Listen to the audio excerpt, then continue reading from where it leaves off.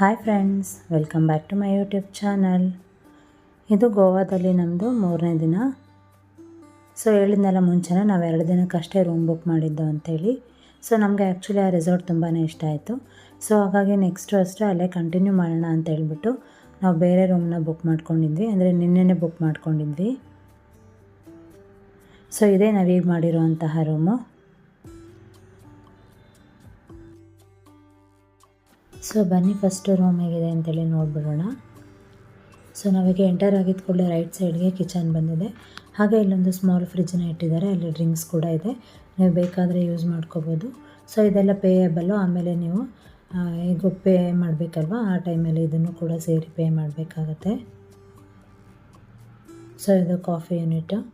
ಹಾಗೆ ಇಲ್ಲಿ ಕೆಲವೊಂದು ಪ್ಲೇಟ್ಸು, ಹಾಗೆ ಕಟರು, ಸ್ಪೂನ್ಸ್ ಎಲ್ಲ ಕೂಡ ಇಟ್ಟಿದ್ದಾರೆ. ನಾವು ಬೇಕಾದರೆ ಬಳಸ್ಕೋಬೋದು. ಅಂದರೆ ನೀವು ಬೇಕಾದ್ರೆ ಏನಾದ್ರು ತಂದು ಅಡುಗೆ ಕೂಡ ಇಲ್ಲಿ ಮಾಡಿಕೊಂಡು ತಿನ್ಬೋದು. ಊಟ ಎಲ್ಲ ಆದಮೇಲೆ ಅವರೇ ಬಂದು ಕ್ಲೀನ್ ಮಾಡಿ ಇಟ್ಟು ಕೂಡ ಹೋಗ್ತಾರೆ.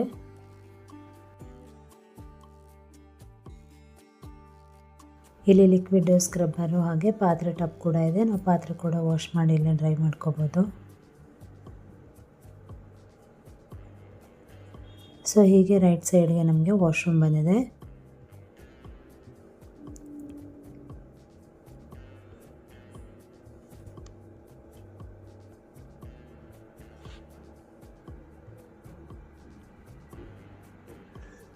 ಸೊ ಇದು ನೋಡಿ ಮಿನಿ ಬಾರು. ಹೇಳಿದ್ನಲ್ವ, ಇಲ್ಲೇ ನೋಡಿ ಡ್ರಿಂಕ್ಸ್ ಕೂಡ ಇದೆ, ಹಾಗೆ ಸ್ನ್ಯಾಕ್ಸ್ ಕೂಡ ಇದೆ. ನೀವು ಬೇಕಾದರೆ ಸ್ನ್ಯಾಕ್ಸ್ನ ಕೂಡ ಬಳಸ್ಬೋದು. ಆಮೇಲೆ ಪೇ ಮಾಡಬೇಕಾಗತ್ತೆ ಕೊನೆಯಲ್ಲಿ.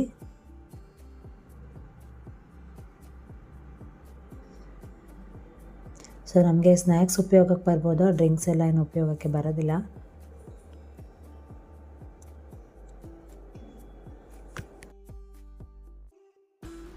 ವಿಡಿಯೋ ಆಗಿದ ಕೂಡಲೇ ನಿಹಾಲ್ ಅಷ್ಟೇ ಸ್ನ್ಯಾಕ್ಸ್ನ ತೊಗೊಂಡು ತಿಂದ್ಬಿಟ್ಟ, ಈ ಪೀನಟ್ಸ್ ಎಲ್ಲ.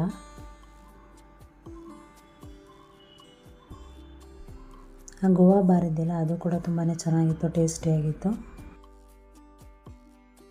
ಸೊ ಹೀಗೆ ಬಂದರೆ ಅಲ್ಲಿ ಟಿ ವಿ ಯೂನಿಟ್ ಇದೆ. ಹಾಗೆ ಇಲ್ಲೊಂದು ಬೆಡ್ಡು, ಇಲ್ಲಿ ಮೇಕಪ್ ಮಾಡ್ಕೊಳ್ಳೋಕ್ಕೋಸ್ಕರ ಒಂದು ಮಿರರ್ ಟೇಬಲ್ನ ಇಟ್ಟಿದ್ದಾರೆ.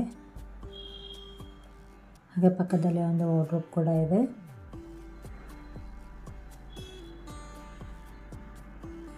ಆ ರೂಮ್ ಆ್ಯಕ್ಚುಲಿ ದೊಡ್ಡದಿತ್ತು, ನಾವು ಮುಂಚೆ ಬುಕ್ ಮಾಡಿದ್ವಲ್ಲ ಅದು. ಆದರೆ ಇದು ನನಗೆ ಇನ್ನೂ ಇಷ್ಟ ಆಯಿತು. ತುಂಬಾ ಚೆನ್ನಾಗಿ, ತುಂಬಾ ಕ್ಲೀನಾಗಿದೆ ಆ ರೂಮ್ಗೆ ಕಂಪೇರ್ ಮಾಡಿದ್ರೆ. ಸೊ ಇಲ್ಲಿ ಲಾಕರ್ ಕೂಡ ಇದೆ.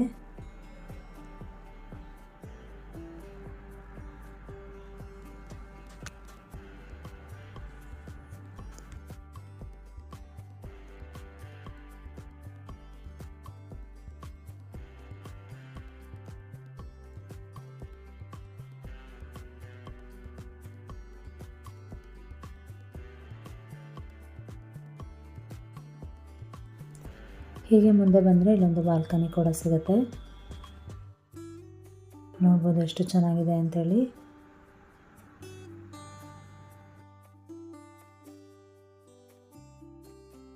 ಹಾಗೆ ಇಲ್ಲಿ ಬಟ್ಟೆ ಹ್ಯಾಂಗರ್ ಕೂಡ ಇದೆ ನೋಡಿ, ಬಟ್ಟೆ ಒಣಗಿಸ್ಕೊಳ್ಳೋಕ್ಕೋಸ್ಕರ. ಸೊ ಇಲ್ಲಿ ಆರಾಮಾಗಿ ಕುತ್ಕೊಂಡು ಕಾಫಿ ಏನಾದರೂ ಕುತ್ಕೊಂಡು ಆರಾಮಾಗಿ ಮಾತಾಡ್ತಾ ಕುತ್ಕೋಬೋದು ಇಲ್ಲಿ.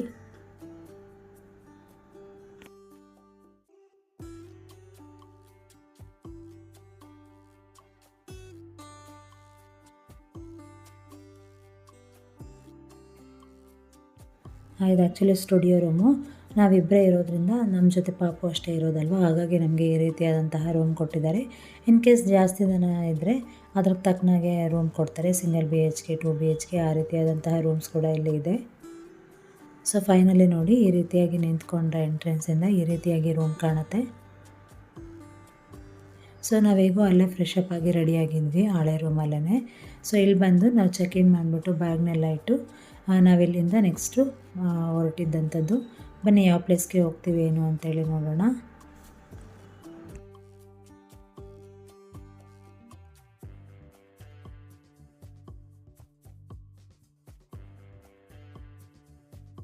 ಸೊ ನಾವು ನಿನ್ನೆ ನೈಟೇ ವೈಟ್ ಕಲರ್ ಸ್ಕೂಟಿನ ರಿಟರ್ನ್ ಮಾಡಿದ್ವಿ. 2 ಡೇಸ್ಗೆ ಅಷ್ಟೇ ಅಲ್ವಾ ಅದನ್ನ ತೊಗೊಂಡಿದ್ದು.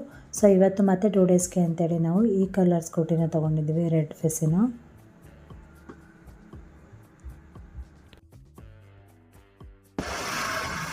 ಕಾಗೋದಿ ರಾಮ. ಸೊ ಈಗ ನಾವು ಹೋಗ್ತಿರೋಂಥದ್ದು ಕಾಗೋದಿ ರಾಮ.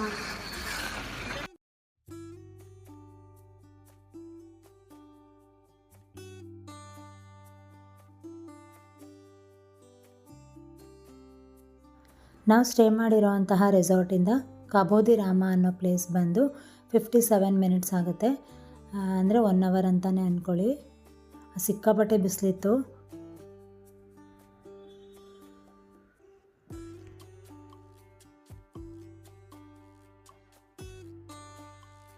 ಬಟ್ 2 ವೀಲರಲ್ಲಿ ಓಡಾಡೋಕ್ಕೆ ತುಂಬಾ ಚೆನ್ನಾಗಿತ್ತು ಅಂತ ಹೇಳ್ಬೋದು. ಹೇಳಿದ್ನಲ್ವ, ಲಾಸ್ಟ್ ಟೈಮ್ ನಾವು ಕಾರಲ್ಲಿ ಓಡಾಡಿದ್ದಕ್ಕಿಂತ ನನಗೆ ಈ ಸಲ ಸ್ಕೂಟಿನಲ್ಲಿ ಓಡಾಡಿದ್ದೆ ಸಿಕ್ಕಾಪಟ್ಟೆ ಇಷ್ಟ ಆಯಿತು ಅಂತ ಹೇಳ್ಬೋದು. ನಿಹಾಲ್ ಕೂಡ ತುಂಬಾ ಎಂಜಾಯ್ ಮಾಡ್ತಾ ಇದ್ದ ಮುಂದೆ ನಿಂತ್ಕೊಂಡು ನೋಡೋಕ್ಕೆ ಎಲ್ಲನೂ. ಸೊ ನನಗೂ ವಿಡಿಯೋ ಮಾಡ್ಕೊಳ್ಳೋಕ್ಕೆ ತುಂಬಾ ಈಸಿ ಆಯಿತು ಸ್ಕೂಟಿ ಆಗಿರೋದ್ರಿಂದ.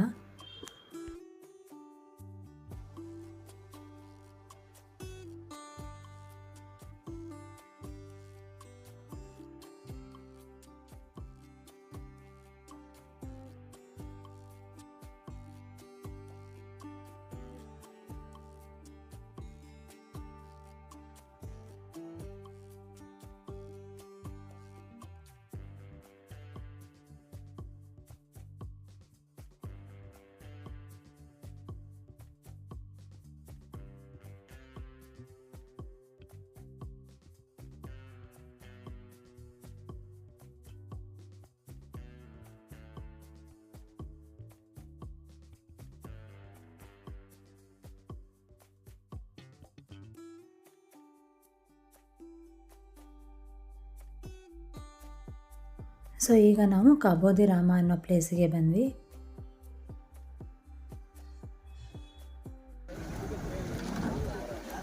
ಸೊ ಇದು ಕಾಬೋದಿ ರಾಮ ವ್ಯೂ ಪಾಯಿಂಟ್. ಸೊ ನೋಡಿ ಇಲ್ಲಿಂದ ವ್ಯೂ ಎಷ್ಟು ಚೆನ್ನಾಗಿ ಕಾಣ್ತಿದೆ ಅಂತೇಳಿ. ಹಾಗೆ ಇಲ್ಲಿ ಫೋಟೋ ತೆಗೆಸ್ಕೊಳ್ಳೋಕ್ಕೆ ಅಂತಲೇ ಒಂದು ಫೋಟೋ ಏರಿಯಾ ಮಾಡಿದ್ದಾರೆ. ತುಂಬಾ ಅಟ್ರಾಕ್ಟಿವ್ ಆಗಿ ತುಂಬಾ ಬ್ಯೂಟಿಫುಲ್ ಆಗಿದೆ ಅಂತ ಹೇಳ್ಬೋದು. ಸೊ ನಾವು ಕೂಡ ಅಲ್ಲಿ ಕೆಲವೊಂದು ಫೋಟೋಸು ವೀಡಿಯೋಸ್ನ ತೊಗೊಂಡ್ವಿ. ತುಂಬಾ ಜನ ಕ್ಯೂನಲ್ಲೇ ನಿಂತಿದ್ರು ಅಂತ ಹೇಳ್ಬೋದು ಆ ಜಾಗದಲ್ಲಿ ಫೋಟೋ ತೆಗೆಸ್ಕೊಳ್ಳೋಕ್ಕೆ, ಏನಕ್ಕಂದರೆ ಅಷ್ಟು ಚೆನ್ನಾಗಿ ಬರ್ತಾಯಿತ್ತು ಫೋಟೋ.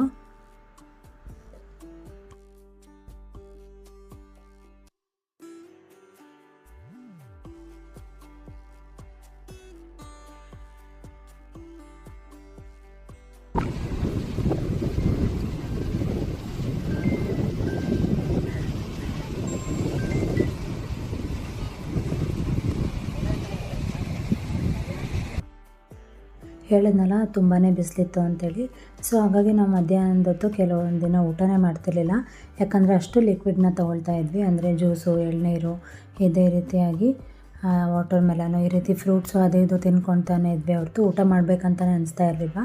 ಆದಷ್ಟು ಮಧ್ಯಾಹ್ನ ಊಟನ ಸ್ಕಿಪ್ ಮಾಡಿ ಈ ರೀತಿಯಾಗಿ ಲಿಕ್ವಿಡ್ನ ತೊಗೊಳ್ತಾ ಇದ್ವಿ. ಈ ವ್ಯೂ ಪಾಯಿಂಟ್ ಹತ್ರ ಸುಮಾರು ಈ ರೀತಿಯಾದಂತಹ ಸ್ಟಾಲ್ಸ್ ಇತ್ತು. ಆದಷ್ಟು ಅಲ್ಲೆಲ್ಲ ನಿಮಗೆ ಸೋಡಾ, ಎಳ್ನೀರು, ಜ್ಯೂಸು ಹಾಗೆ ಫ್ರೂಟ್ಸ್ ಅಷ್ಟೇ ಸಿಗ್ತಾಯಿತ್ತು. ನಾನು ಹೇಳಿದ್ದಾನೆ ಈ ವ್ಯೂ ಪಾಯಿಂಟ್ ಹತ್ರ ಒಂದು ಜಾಗದಲ್ಲಿ ಫೋಟೋ ತೊಗೊಂಡ್ರೆ ಚೆನ್ನಾಗಿ ಬರುತ್ತೆ ಅಂತೇಳಿ. ಅದೇ ನೋಡಿ ಎಷ್ಟು ಅಟ್ರಾಕ್ಟಿವ್ ಆಗಿ ಎಷ್ಟು ಬ್ಯೂಟಿಫುಲ್ ಆಗಿದೆ ಅಂತೇಳಿ.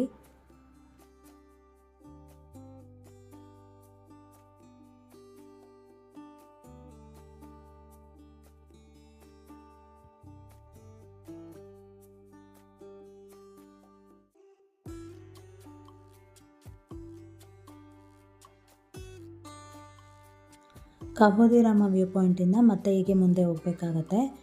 ನಾವು ಬೀಚ್ಗೆ ಹೋಗೋದಾದರೆ ಸೊ ನಾವು ನಡ್ಕೊಂಡಾದರೂ ಹೋಗ್ಬೋದು, ಗಾಡಿಲಾದರೂ ಹೋಗ್ಬೋದು. ಅಂದರೆ ಇಲ್ಲಿವರೆಗೂ ಅಷ್ಟೇ ಗಾಡಿ ಪರ್ಮಿಷನ್ ಇರೋದು. ನಾವಿಲ್ಲೇ ಗಾಡಿ ನಿಲ್ಲಿಸ್ಬಿಟ್ಟು ಮತ್ತೆ ಅಲ್ಲಿಂದ ನಡ್ಕೊಂಡು ಹೋಗಬೇಕಾಗತ್ತೆ. ಸೊ ಹೀಗೆ ಹೋಗುವಾಗ ಸುಮಾರು ಸ್ಟಾಲ್ಸ್ ಇತ್ತು ಅಲ್ಲಿ. ನೀವು ಜ್ಯೂಸ್ ತೊಗೊಳ್ಳೋದಾದರೆ ಅಥವಾ ಸ್ನ್ಯಾಕ್ಸ್ ತೊಗೊಳ್ಳೋದಾದರೆ ಅಲ್ಲಿ ಸುಮಾರು ಸ್ಟಾಲ್ಸ್ ಇದೆ. ನಾವು ಬೀಚ್ಗೆ ಹೋಗೋದಾದರೆ ಈ ರೀತಿಯಾಗಿ ಸ್ವಲ್ಪ ದೂರದವರೆಗೂ ಹೀಗೆ ನಡ್ಕೊಂಡು ಹೋಗಬೇಕಾಗತ್ತೆ. ಸೊ ನೋಡಿ ಇಲ್ಲಿಂದ ತೋರಿಸ್ತೀನಿ ನಾನು ನಿಮಗೆ. ಇಲ್ಲಿ ಕಾಣ್ತಿದೆಯಲ್ವಾ, ಇದೇ ಕಾಬೋದಿ ರಾಮ ಬೀಚ್. ಸೊ ಅಲ್ಲಿಗೆ ಹೋಗ್ಬೇಕಂದ್ರೆ ನಾವು ಸುಮಾರು ದೂರ ನಡ್ಕೊಂಡು ಹೋಗಬೇಕಾಗತ್ತೆ. ಸೊ ದಾರಿ ಕೂಡ ಈ ರೀತಿಯಾಗಿದೆ, ನೋಡ್ಬೋದು ನೀವು.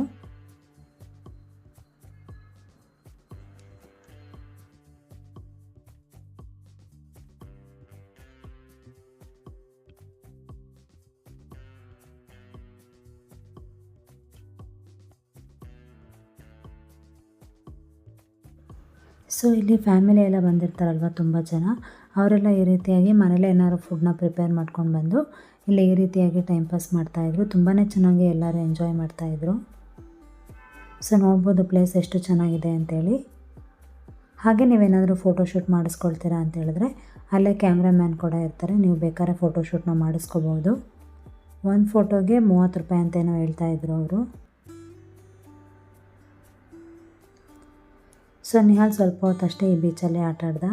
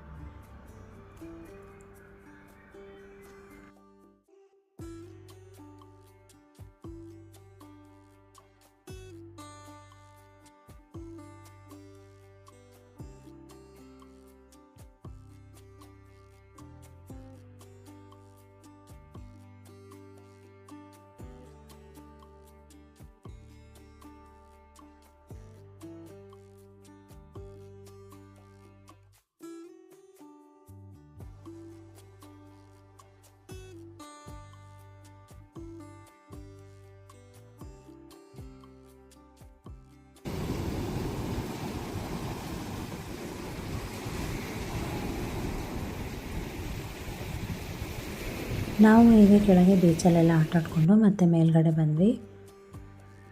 ಸೊ ತುಂಬಾ ಬಾಯಾರಿಕೆ ಆಗ್ತಿತ್ತು. ಸೊ ನಾವು ಕೂಡ ಎಳ್ನೀರನ್ನ ಕುಡಿಯೋಣ ಅಂತ ಬಂದ್ವಿ. ನಿಹಾಲ್ ಕೂಡ ಜ್ಯೂಸ್ ಬೇಕು ಅಂತ ಹೇಳ್ತಾ ಇದ್ದ. ಸೊ ಹಾಗೆ ನಾವು ಅಲ್ಲಿ ಸೌತೆಕಾಯಿ ಹಾಗೆ ಸೀಬೆಹಣ್ಣು ತೊಗೊಂಡ್ಬಿಟ್ಟು ತಿಂದ್ವಿ. ಸೊ ನೆಕ್ಸ್ಟ್ ನಾವು ಈ ಪ್ಲೇಸ್ನ ಮುಗಿಸ್ಕೊಂಡು ಹೊರಟಿರೋ ಅಂಥದ್ದು ಕಾಬೋದಿ ರಾಮ ಫೋರ್ಟ್ಗೆ. ಸೊ ಬನ್ನಿ ಈ ಪ್ಲೇಸ್ ಹೇಗಿದೆ ಏನು ಅಂತೇಳಿ ನೋಡೋಣ.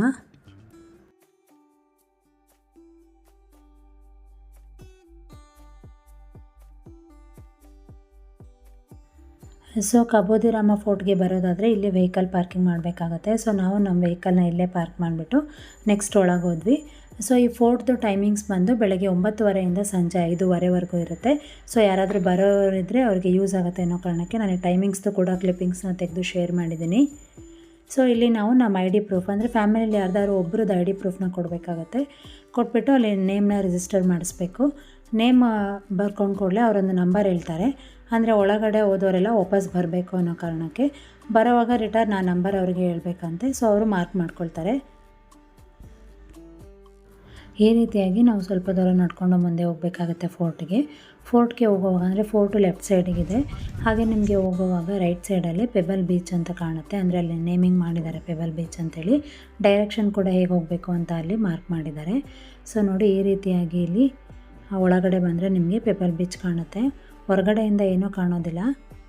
ಸೊ ನೋಡಿ ಹೋಗೋಕ್ಕೆ ಸ್ವಲ್ಪ ದಾರಿ ಕಷ್ಟವಾಗಿದೆ ಹೊರತು ಪ್ಲೇಸ್ ಅಂತೂ ತುಂಬಾ ಬ್ಯೂಟಿಫುಲ್ ಆಗಿದೆ ಅಂತ ಹೇಳ್ಬೋದು.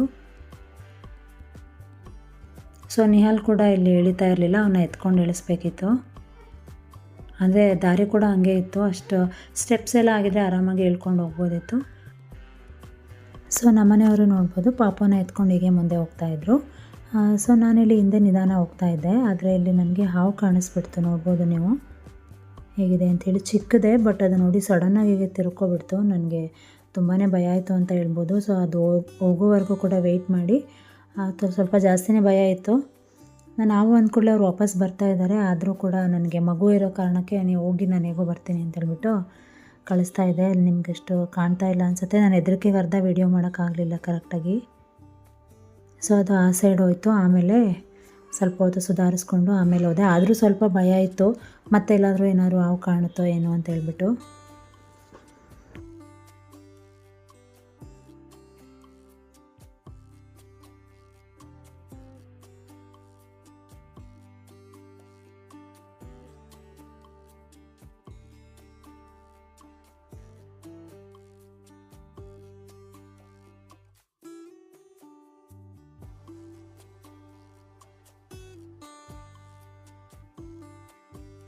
ಸೊ ನೋಡಿ ಇದೇ ಪೆಬಲ್ ಬೀಚು, ಎಷ್ಟು ಚೆನ್ನಾಗಿದೆ ಅಂಥೇಳಿ. ಸೊ ನಮಗೂ ಕೆಲವೊಂದು ಫ್ಯಾಮಿಲಿ ಫೋಟೋಸ್ ಬೇಕಿತ್ತು. ಸೊ ಹಾಗಾಗಿ ನಾವಲ್ಲೇ ಫೋಟೋಗ್ರಾಫರ್ ಇದ್ದರು, ಅವ್ರಿಗೆ ಹೇಳ್ಬಿಟ್ಟು ಕೆಲವೊಂದು ಫೋಟೋಸ್ನ ತೆಗೆಸ್ಕೊಂಡ್ವಿ. ಒಂದು ಫೋಟೋಗೆ 30 ರೂಪೀಸ್ ಏನೋ ತೊಗೊಂಡ್ರು.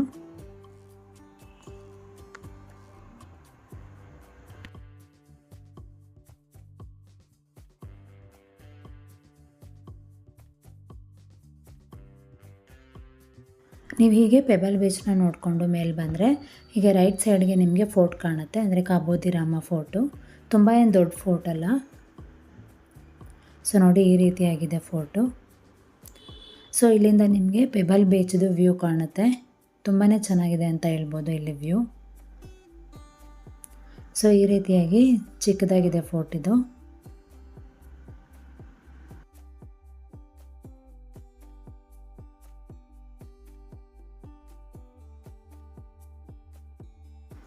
ನಾವು ಫೋರ್ಟ್ನ ನೋಡಿಕೊಂಡು ನೆಕ್ಸ್ಟ್ ಹೊರಟಿದ್ದು ಕೋಲಾ ಬೀಚ್ಗೆ. ಸೊ ಕೋಲಾ ಬೀಚು ನಾವಿರೋವಂತಹ ಪ್ಲೇಸಿಂದ 1/2 ಅವರ್ ಆಗುತ್ತೆ. ಆ್ಯಕ್ಚುಲಿ ಈ ಪ್ಲೇಸ್ಗೆ ಹೋಗಬೇಕು ಅಂತ ನಾನು ಗೋವಾ ಬರೋ ಮುಂಚೆನೇ ಪ್ಲ್ಯಾನ್ ಮಾಡ್ಕೊಂಡಿದ್ವಿ. ಯಾಕಂತೇಳಿದ್ರೆ ನಾವು ಕಯಾಕಿಂಗ್ ಹೋಗಬೇಕಿತ್ತು. ಸೊ ಬೇರೆ ಕಡೆನೂ ಇದೆ, ಕಾಬೋದಿ ರಾಮದಲ್ಲೂ ಕೂಡ ಕಯಾಕಿಂಗ್ ಇತ್ತು. ಬಟ್ ಆ್ಯಕ್ಚುಲಿ ಕಯಾಕಿಂಗಿಗೆ ಬೆಸ್ಟ್ ಪ್ಲೇಸ್ ಅಂತ ಹೇಳಿದ್ರೆ ಕೋಲಾ ಬೀಚ್ ಅಂತಲೇ ಹೇಳ್ತಾರೆ. ಸೊ ಹಾಗಾಗಿ ನಾವು ಕೂಡ ಕಯಾಕಿಂಗಿಗೆ ಹೋಗಬೇಕು ಅಂತೇಳಿ ಡಿಸೈಡ್ ಆಗಿದ್ವಿ. ಸೊ ಹಾಗಾಗಿ ನಾವೀಗ ಕೋಲಾ ಬೀಚ್ಗೆ ಹೋಗ್ತಾ ಇರೋವಂಥದ್ದು.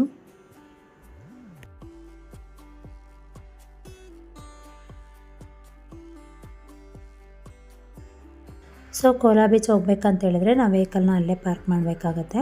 ಸೊ ನಾವು ಫಸ್ಟ್ ಟೈಮ್ ಬರ್ತಿರೋದು, ನಮಗೆ ಯಾವುದೇ ರೀತಿಯಾದಂತಹ ಐಡಿಯಾ ಇಲ್ಲ ಹೇಗೆ ಹೋಗಬೇಕು ಏನು ಅಂಥೇಳಿ. ಸೊ ಅಲ್ಲಿ ಕೇಳ್ಕೊಂಡ್ವಿ, ಎಲ್ಲರೂ ವೆಹಿಕಲ್ ಅಲ್ಲೇ ಪಾರ್ಕ್ ಮಾಡಿದ್ರಲ್ಲ, ಸೊ ನಾವು ಅಲ್ಲೇ ಪಾರ್ಕ್ ಮಾಡಬೇಕಾ ಏನು ಅಂಥೇಳಿ. ಸೊ 2 ವೀಲರ್ ಅಲ್ವಾ, ನೀವು ಆರಾಮಾಗಿ ಹೋಗ್ಬೋದು ಅಂತ ಹೇಳಿದ್ರು. ಅಲ್ಲೇ ನಾವು ಮಾಡಿದಂತಹ ಮಿಸ್ಟೇಕ್ ಅಂತ ಹೇಳ್ಬೋದು. ನೀವೇನಾದರೂ ಕೋಲಾ ಬೀಚ್ಗೆ ಬರ್ತೀರಾ, ಅದು 2 ವೀಲರಲ್ಲಿ ಬರ್ತೀರಾ ಅಂತ ಏನಾದರೂ ಇದ್ದರೆ ದಯವಿಟ್ಟು ನೀವು ವೆಹಿಕಲ್ನ ಪಾರ್ಕಿಂಗ್ ಜಾಗದಲ್ಲೇ ಪಾರ್ಕಿಂಗ್ ಮಾಡಿ. ಏನಕ್ಕಂದರೆ ರೋಡು ತುಂಬಾ ವರ್ಸ್ಟ್ ಆಗಿದೆ, ಚೂರು ಕೂಡ ಚೆನ್ನಾಗಿಲ್ಲ 2 ವೀಲರಲ್ಲಿ ಹೋಗೋಕ್ಕೆ. ತುಂಬ ಅಪ್ಸ್ ಆ್ಯಂಡ್ ಡೌನ್ಸ್ ಇದೆ. ಅದು ನಾವು ಮಗುನ ಬೇರೆ ಕರ್ಕೊಂಡು ಹೋಗ್ತಿರೋದ್ರಿಂದ ನಮಗಂತೂ ಸ್ವಲ್ಪ ಭಯ ಆಯಿತು ಅಂತಲೇ ಹೇಳ್ಬೋದು ನನಗೆ. ನಮ್ಮನೆಯವ್ರು ಏನೂ ಆಗೋಲ್ಲ ಆರಾಮಾಗಿರು ಅಂತಾರೆ, ಬಟ್ ರೋಡು ಹಾಗೇ ಇತ್ತು, ನಂಗೆ ಸ್ವಲ್ಪ ಭಯನೇ ಆಗ್ತಾಯಿತ್ತು. ಸೊ ನೀವೇನಾದರೂ ಬರೋದಾದರೆ ನಿಮ್ಮ ವೆಹಿಕಲ್ನ ಅಲ್ಲೇ ಪಾರ್ಕ್ ಮಾಡಿ, ಅಲ್ಲಿ ನಿಮಗೆ ಜೀಪ್ ಸಿಗುತ್ತೆ, ಆ ಜೀಪಲ್ಲಿ ನೀವು ಕೋಲಾ ಬೀಚ್ ಹತ್ರ ಬರ್ಬೋದು.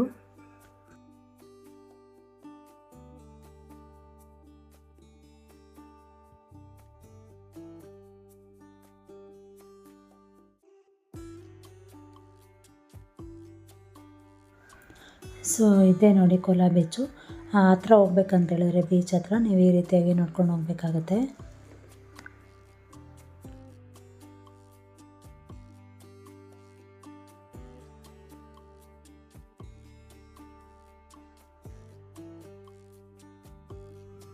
ಸೊ ಇಲ್ಲಿ ನೋಡ್ಬೋದು ನೀವು, ಯಾರು ಕೂಡ ಆಟ ಆಡ್ತಾ ಇಲ್ಲ. ಯಾಕಂತೇಳಿದ್ರೆ ಇದು ಅಷ್ಟು ಸೇಫ್ ಅಲ್ಲ ಆಟ ಆಡೋಕ್ಕೆ ಅಂತ. ಯಾಕಂತೇಳಿದ್ರೆ ಇದು ಸ್ವಲ್ಪ ಡೌನ್ ಇದೆ, ನೀವೇ ನೋಡ್ಬೋದು ಇಲ್ಲಿ. ಸೊ ನೋಡಿ ಹೀಗೆ ಅಲ್ಲೆಷ್ಟು ನೀರು ತುಂಬಿದೆ ಅಂಥೇಳಿ. ಸೊ ಹಾಗೆ ಕಾಲಿಟ್ರೆ ಸಾಕು ಬಿದ್ದುಬಿಡ್ತೀವಿ ಅನ್ನೋ ಥರ ಫೀಲ್ ಆಗುತ್ತೆ. ಸೊ ಹಾಗಾಗಿ ಕೋಲಾ ಬೀಚು ಆಟ ಆಡೋಕ್ಕೆಲ್ಲ ಚೆನ್ನಾಗಿಲ್ಲ ಅಂತಲೇ ಹೇಳ್ಬೋದು. ಸೊ ಇಲ್ಲಿ ಬ್ಯಾಕ್ ವಾಟರಲ್ಲಿ ಕಯಾಕಿಂಗ್ ಇದೆ. ಸೊ ನಾವೀಗ ಕಯಾಕಿಂಗ್ ಮಾಡೋಣ ಅಂತೇಳ್ಬಿಟ್ಟು ಬಂದಿದ್ದೀವಿ. ಕೇಳಬೇಕು ಅಮೌಂಟೆಲ್ಲ ಎಷ್ಟು ಏನು ಅಂತೇಳಿ.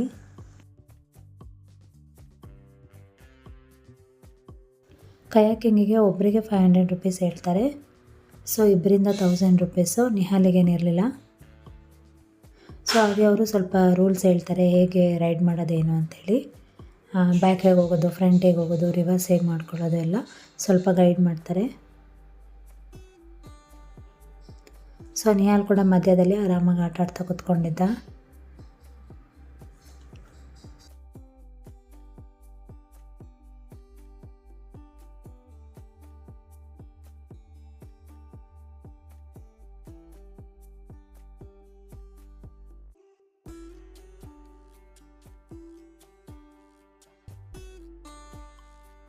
ನಾನು ಫಸ್ಟ್ ಟೈಮ್ ಈ ರೀತಿಯಾದಂತಹ ಕಯಾಕಿಂಗ್ ಬಂದಿರೋದು. ತುಂಬಾ ಚೆನ್ನಾಗಿತ್ತು, ಒಂದು ಡಿಫ್ರೆಂಟ್ ಎಕ್ಸ್ಪೀರಿಯೆನ್ಸ್ ಅಂತಲೇ ಹೇಳ್ಬೋದು.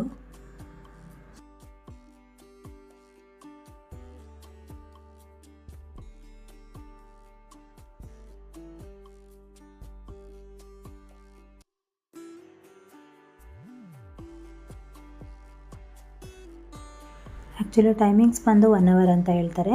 ಕರೆಕ್ಟಾಗಿ 1 ಅವರ್ಗೆ ಬರಬೇಕಂತೇನಿಲ್ಲ. ನೀವು ಬೇಕಾದ್ರೆ ಇನ್ನೂ ಸ್ವಲ್ಪ ಜಾಸ್ತಿ ಟೈಮ್ ತೊಗೊಂಡು ನೀವು ಆಟ ಆಡ್ಕೊಳ್ತೀರಾ ಅಂತ ಹೇಳಿದ್ರೆ ಆಟ ಆಡ್ಕೋಬೋದು. ಸೊ ಕೊನೆಗೆ ನಿಹಾಲ್ಗೂ ಕೂಡ ತುಂಬಾ ಇಷ್ಟ ಆಯಿತು. ಆಮೇಲೆ ನಾನೇ ಮಾಡ್ತೀನಿ ಅಂತ ಹೇಳ್ಬಿಟ್ಟು ಅವನೇ ಆಟ ಆಡ್ತಾಯಿದ್ದ.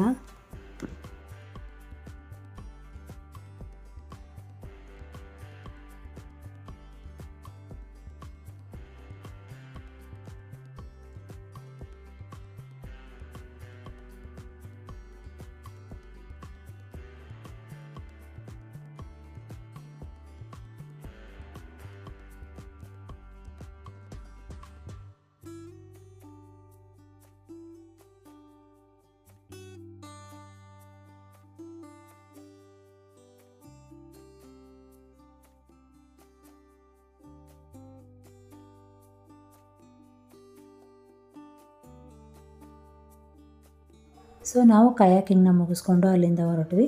ಶ್ರೀಕಾಂತ್ ಇದ್ದವರು ಹೇಗೋ ಸಂಜೆ ಬೇರೆ ಆಗ್ತಾಯಿದೆ, ನೀನು ಪಾಪು ಕರ್ಕೊಂಡು ಜೀಪಲ್ಲಿ ಬಾ ಅಂತ ಹೇಳಿದ್ರು. ಹಾಗಾಗಿ ನಾನೀಗ ಜೀಪಲ್ಲಿ ಹೋಗ್ತಾ ಇದ್ದೀನಿ. ಸೊ ಒಬ್ಬರಿಗೆ 100 ರೂಪೀಸ್ ತೊಗೊಳ್ತಾರೆ. ನಿಹಾಲಿಗೇನು ಯಾವುದೇ ರೀತಿ ಚಾರ್ಜಸ್ ಇರಲಿಲ್ಲ. ಸೊ ಆ ಜೀಪ್ ಡ್ರೈವರ್ ಕೂಡ ಹಾಗೆ ಹೇಳಿದ್ದು, ಈ ರೀತಿಯಾಗಿ ನೀವು ಬೈಕಲ್ಲೆಲ್ಲ ಬರಬಾರ್ದು, ಅಂದರೆ ಫ್ಯಾಮಿಲಿ ಇರೋದ್ರಿಂದ, ಮಗು ಬೇರೆ ಇರೋದ್ರಿಂದ ಈ ರೀತಿಯಾಗಿ ಬೈಕಲ್ಲಿ ಬರೋದು ಅಷ್ಟು ಸೇಫ್ ಅಲ್ಲ ಅಂತ ಅವರು ಕೂಡ ಹೇಳಿದ್ರು ನಮಗೆ. ಇದೇನಿದ್ರು ಹುಡುಗರಿಗಷ್ಟೇ ಚೆನ್ನಾಗಿರುತ್ತೆ, ಒಬ್ಬರು ಅಥವಾ ಇಬ್ಬರು ಹುಡುಗರು ಬರೋಕ್ಕೆ ಚೆನ್ನಾಗಿರುತ್ತೆ, ಅಷ್ಟು ಸೇಫ್ ಅಲ್ಲ ಅಂತ ಕೂಡ ಅವ್ರು ಹೇಳಿದ್ರು. ಸೊ ನಮಗೂ ಗೊತ್ತಿರಲಿಲ್ಲ ಅಲ್ವಾ, ಫಸ್ಟ್ ಟೈಮ್ ನಾವು ಬಂದಿದ್ದು, ಹಾಗೂ ಕೇಳ್ಕೊಂಡೇ ಬಂದಿದ್ದೀವಿ ಹೇಗಿದೆ, ಸೇಫಾಗಿ ಹೋಗ್ಬೋದಾ ಏನು ಅಂತೇಳಿ. ಸೊ ಅವರು ಕೂಡ ಆರಾಮಾಗಿ ಹೋಗ್ಬೋದು ಅಂತ ಹೇಳಿದ್ರು. ಸೊ ನೀವು ಏನಾದರೂ ಕೋಲಾ ಬೀಚ್ಗೆ ಬರ್ತೀರಾ ಅಂತ ಹೇಳಿದ್ರೆ ನಾವು ಮಾಡಿದ ತಪ್ಪನ್ನು ಮಾಡೋಕ್ಕೆ ಹೋಗಬೇಡಿ. ನಿಮ್ಮ ವೆಹಿಕಲ್ನ ಅಲ್ಲೇ ಪಾರ್ಕ್ ಮಾಡಿಬಿಟ್ಟು ಜೀಪಲ್ಲಿ ಬರೋದು ಬೆಟರ್ ಅಂತ ಹೇಳ್ತೀನಿ. ಸೊ ನಾವು ಆಮೇಲೆ ಅಲ್ಲಿಂದ ರೂಮ್ಗೆ ಹೊರಟ್ವಿ. ಹೋಗುವಾಗ ದಾರಿಲೇ ಊಟ ಮಾಡ್ಕೊಂಡು ಹೋಗೋಣ ಅಂತ ಅಂದ್ಕೊಂಡು ದಾರಿಲೇ ಊಟ ಮಾಡ್ಕೊಂಡ್ವಿ. ಸೊ ನಿಮಗೆ ಈ ವಿಡಿಯೋಯಿಂದ ಯೂಸ್ ಆಗಿದೆ ಅಂತ ಅಂದ್ಕೊಂಡಿದ್ದೀನಿ. ನಾನು ನಿಮಗೆ ನೆಕ್ಸ್ಟ್ ವಿಡಿಯೋ ಜೊತೆ ಮತ್ತೆ ಸಿಗ್ತೀನಿ. ಅಲ್ಲಿವರೆಗೂ ನಮಸ್ಕಾರ. Take care.